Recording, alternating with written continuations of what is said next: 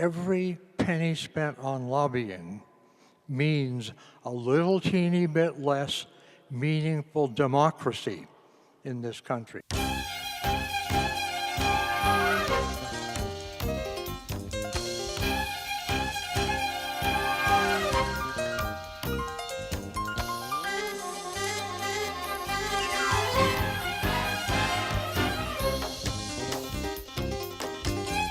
The following excerpts are from a talk by former CIA analysts Bill and Kathleen Christensen, given at St. Mark's Cathedral in Seattle, Washington on February 19, 2010, under the sponsorship of Sabeel, Seattle, and Puget Sound. Sabeel is an organization of Palestinian Christians founded to initiate discussion on how to peacefully solve the Palestinian-Israeli conflict. Over the years since Israel's creation, there has been a pervasive atmosphere in which Israel is simply assumed to be so close to the United States, its interests so closely intertwined with American interests, that it is accepted almost as a part of the United States. The lobby reinforces this sentiment, maintaining it in a myriad of ways and channeling it into institutional ways of involving ordinary Americans in supporting Israel. The labor movement is one example. The Christian right is another example. It is obviously, as I'm sure it won't be any secret to us, a major source of support for Israel. Christian Zionists strongly support Israel's continued existence and its continued control over the occupied Palestinian territories as the essential prerequisite to the so-called millennium, when they believe Jesus Christ will reappear.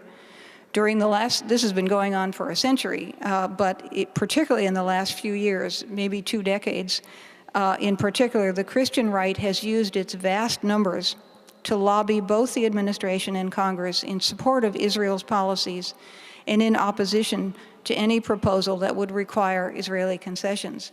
I don't know if you recently heard Sarah Palin gave a talk at the Teabag Convention somewhere in Tennessee 2 weeks ago, and during her talk she wore a lapel pin with United States and Israeli flags intertwined. That's how important Israel is to the Christian right.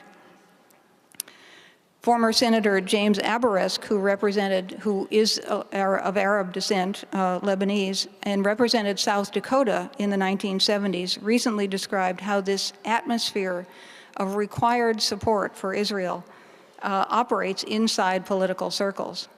The support Israel enjoys in Congress, he said, is based completely on political fear, a fear that anyone who does not do what Israel wants done will be defeated by the lobby. This pressure creates a kind of self-censorship that silences criticism of Israel, and this silence imposed by the lobby ripples down the line, even beyond Congress.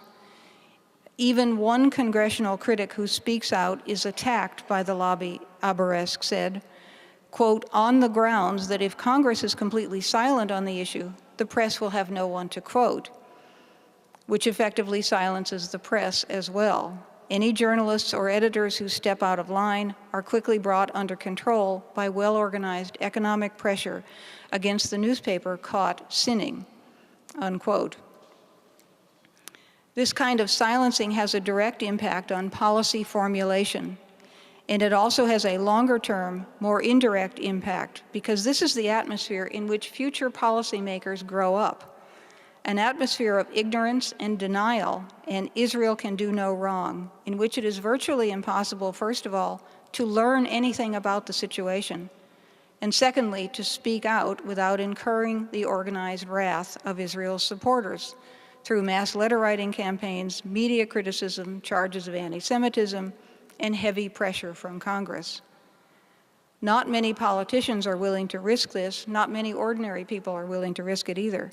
And I think, unfortunately, Barack Obama's behavior during his first year in office, calling on Israel to impose a settlement freeze in the West Bank, but then backing down meekly, I would have to say, when Israel and its lobby supporters here said no, dramatically illustrates the strong, strong influence that Israel and the lobby exert in determining U.S. policy on this critical issue.